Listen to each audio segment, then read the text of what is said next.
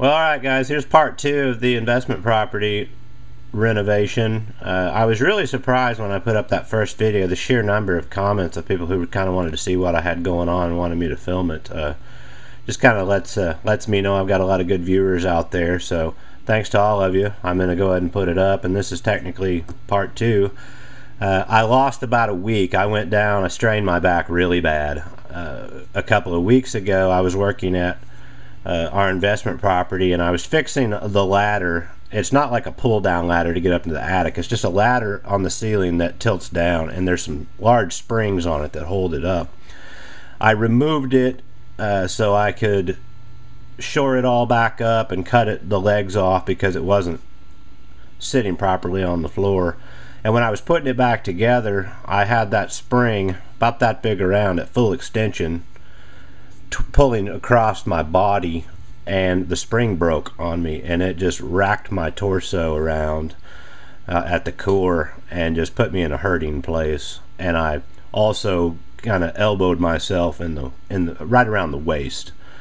And then about a week later, I just simply got out of bed and made 2 steps, and that was it. Paul Bunyan hit me square in the back with an axe and just buried it in there, and it was in there for a few days. I could not walk. It was all I could do to get to the bathroom and get back without searing heat and pain. Very, very debilitating. So I rode my back for 3 days on the back. Can't sleep on the back, so that was miserable. And finally kind of got to the point where I could work. I'm still in pain, but I've got a back brace and everything's getting a little bit better. Moist heat, heating pad, stuff like that. So I lost a lot of time, and that cost me money because, you know, every day that ticks off I have holding costs on this property, and it comes up directly out of my profit on the tail end.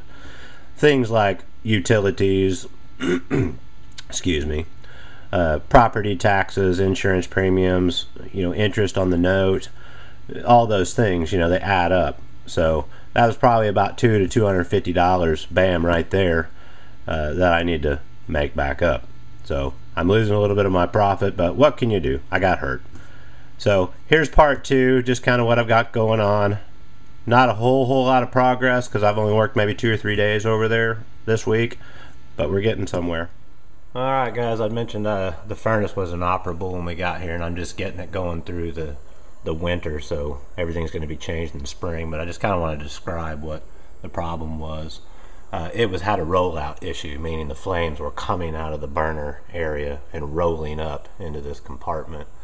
And hopefully you can see up in there, I've got that red wire back there. It's got that red butt connector on it, and then there's a spade connector on the other side. In the middle there, that's the fusible link. Basically what that is a temperature controlled fuse. So if it gets hot by a rollout situation, it will pop that and break that circuit. It will turn off the burners, and then the fan will continuously run. So that had been replaced. They wanted, the kit for this was like $21 for that fusible link, and then those 2 connectors pre-made up. No way. I spent $1 on that fusible link, and I had those connectors, so $1 is all that cost me. So when it runs all the time, something happened to this fan center here. When I push in this button right here, the thermostat is in the off position right now. You can tell that the fan just comes on.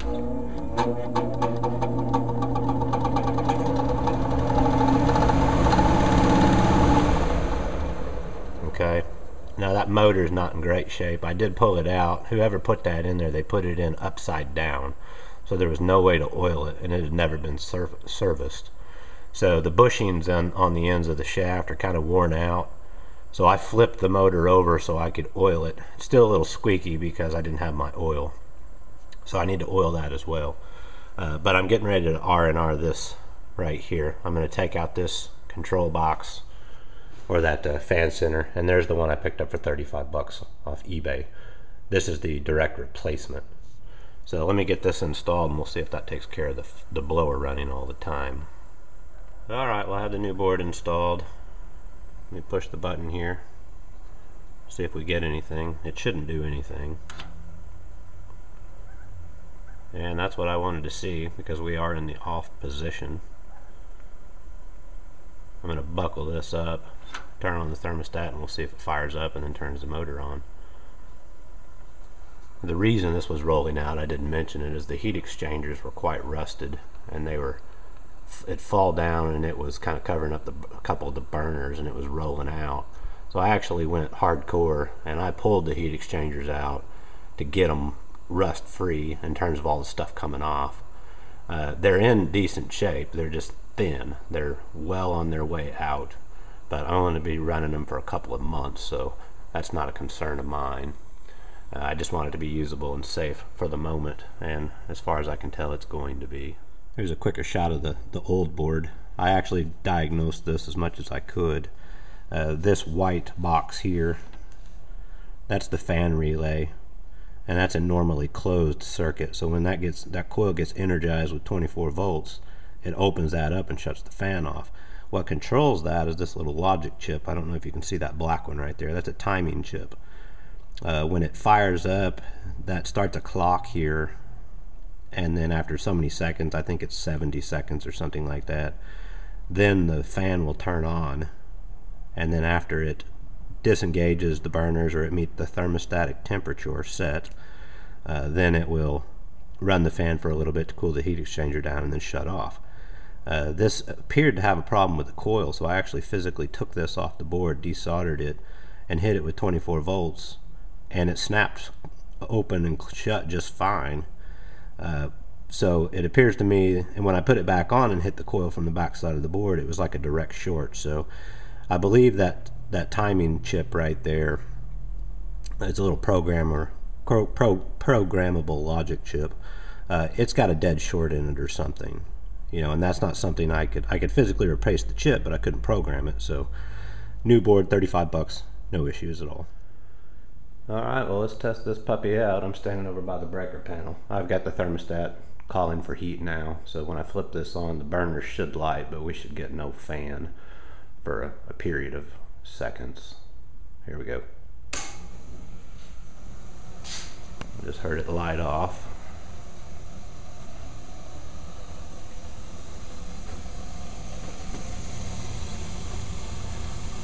Okay, it's burning.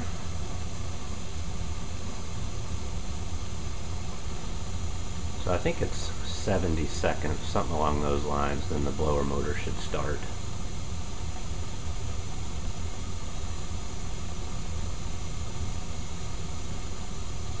This is just kind of showing what I've got going on, this is not how-to information here. If anybody doesn't truly know what they're doing on these things, I highly recommend hiring a professional. But myself, I've got a lot of experience with these things.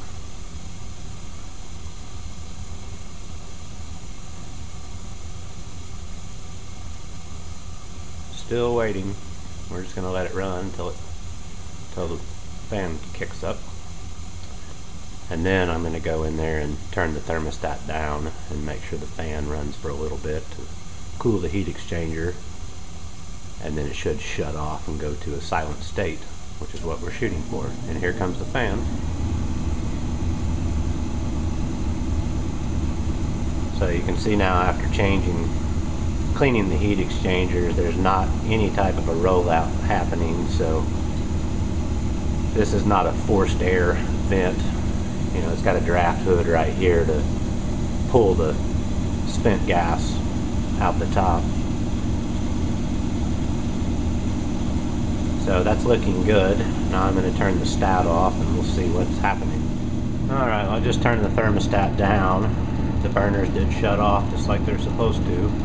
The blower is still running, cooling the heat exchanger down. Once it runs for so many seconds, it should cycle the blower motor off.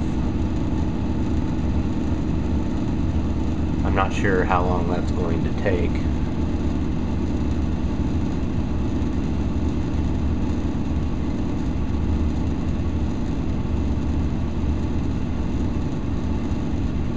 While we're waiting for that box you can see that goes into the heat exchanger, that's the high temperature cutoff. There's some type of a bimetallic disc or something in there, so when it gets so hot in the heat exchanger, it will also turn the burners off. So it's kind of a safety feature there, and then you have the rollout fusible link protection on that part of it. So still waiting for it to shut down. I don't have a tripod, so I'm trying not to get too crazy with the camera here.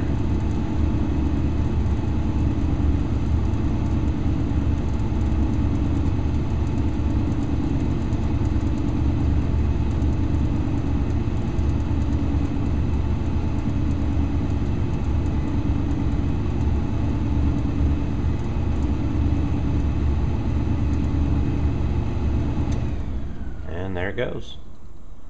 It's working just like it's supposed to.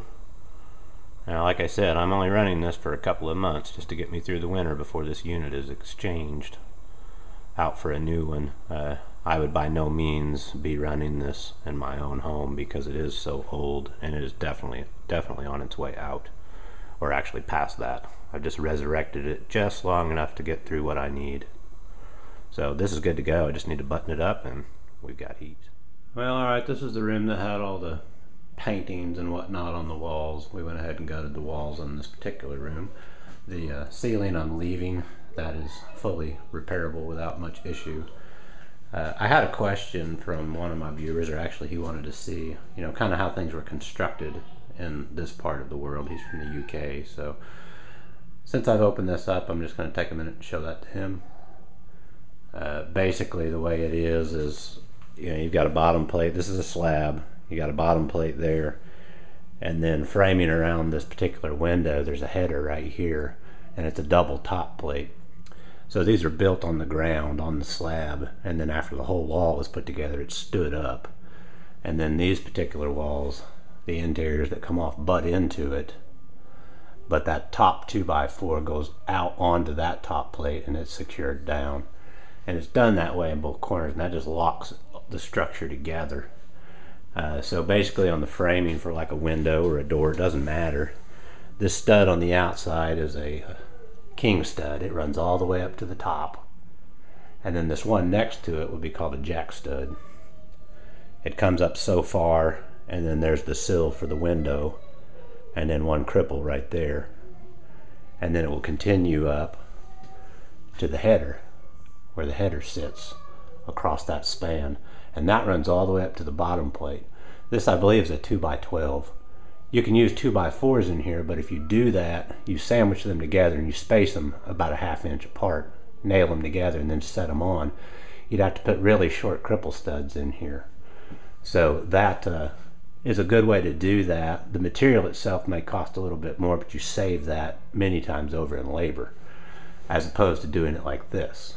Okay, you can see that they've got their king stud that comes off the bottom plate, runs all the way up, and then here's the jack stud for the door frame, and then there's a header. They've got these laying down sideways, coming across 2x, but then they had to cut these short ones and then put one in the middle to make their 16-inch on center runs. So that's just kind of a general idea how they're constructed in my part of the country. And then of course the top of that are the rafters and stuff, joists, rafters for the roof. So at this stage, this room's ready to get the new drywall hung. The first thing I'm doing in the property is I'm going through all the systems. I'm checking out the plumbing, making sure everything's good there, checking out the electrical, especially the electrical, because if there's any issue, maybe a mouse or something chewed a wire, I want to find that before I get all the walls fixed and everything and have to open one up. So I'm checking all these systems. I did have some electrical issues in the house. A lot of the receptacles are just flat dead, and I fixed a fair bunch of them, and the reason for that is, and I noted it in a video quite some time ago, you can see we've got two runs coming in, which is basically an in and an out, and all these receptacles are strung together. So there's the hot leg coming in, it would go to the terminals, and then it would leave and go to the next receptacle. In the back of these receptacles there's little holes where you can just push your wire in and it holds it. And over time, it's just a matter of when the expansion and contraction with the heat on those, they'll start arcing. And I found about 6. I found the run in one of the front rooms where the whole back of the receptacle is just charred out. So it's getting all new receptacles anyway, so now I'm comfortable knowing what the problem is. I can go ahead and do my finish work on the drywall and all that. Then come back in later, and as I change out all these receptacles and cover plates, I'll be wiring these properly, which is running the wire around the screw and locking them down. But everything's looking good aside from that. So just a general overview on this room, just trying to keep it short and sweet. And that right there is a wind brace that has been cut in and recessed, and that just helps the racking of things. You know, we're not in earthquake land or anything like that, so the building codes here are a lot different than other parts of the country, I'm sure. But, you know, just an idea on what this is like for reference. Here's one I thought was interesting. It took me a while to get my head around this.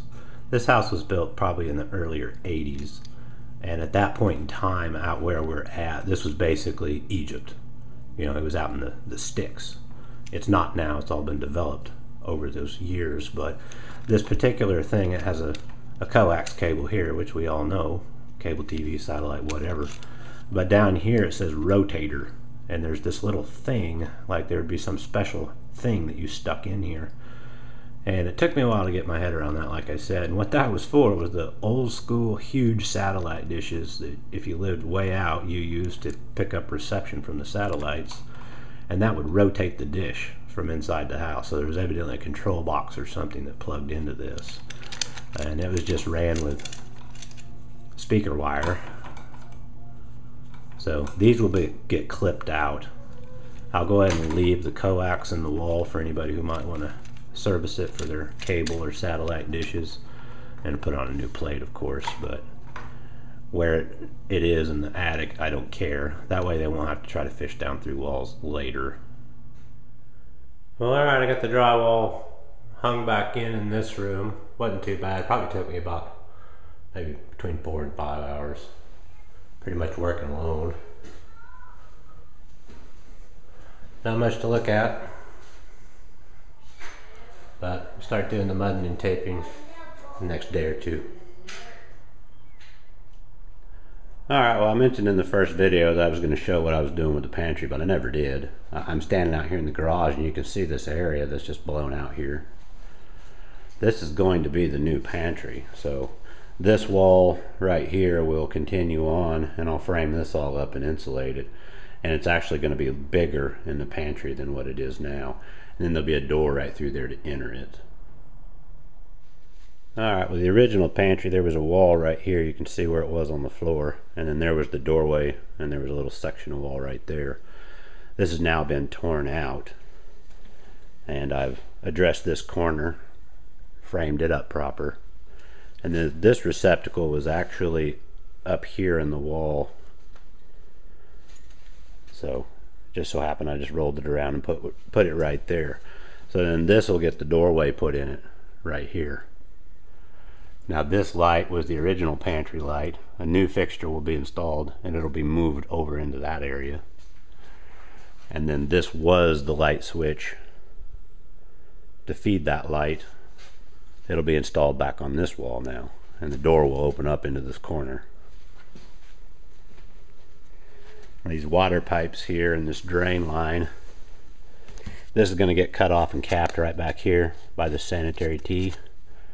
And then the hot and cold water, I'll cut them back and cap them off in the wall because that's no longer going to be needed. This was the bar sink area that was right there. This was the light fixture that was up in the ceiling. This is just getting yanked out. It's not going to be used. And it is just fed off this top switch here, which is for the chandelier up in the ceiling behind me. This is too tall, so this will be moved down probably into this box to operate that light switch. And then this receptacle I'm probably going to move down somewhere over right here. So you can see I've torn out what I call the bulkhead. I don't think that's really what it is, a soffit. Call it what you will. That's been torn out. This piece will get torn out. But the only real problem that I need to deal with is this vent pipe where it comes out into the room where it's going to be a wall and ceiling. No big deal.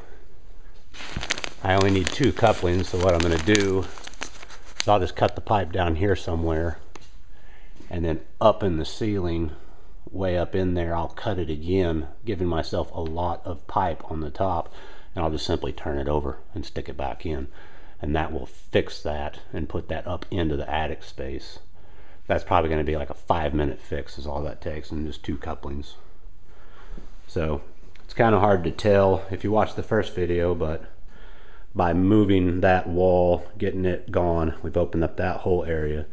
And then by taking where the refrigerator would sit and putting it over here, a huge span of space has been opened up.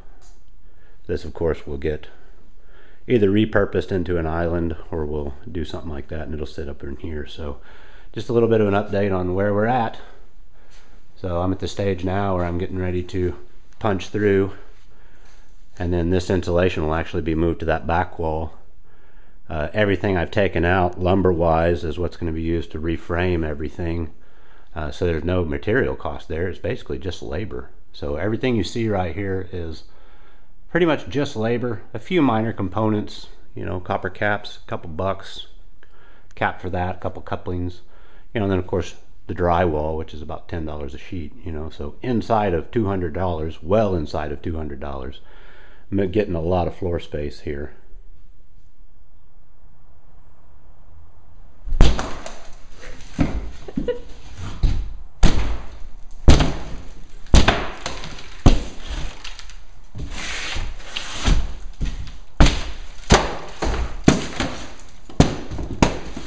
Alright, well, this door has been framed in. Looks pretty good. Kind of give you an idea now on how big that pantry is going to be. It's about half again as big as what it was, so should be plenty of room for whatever needs to be stored.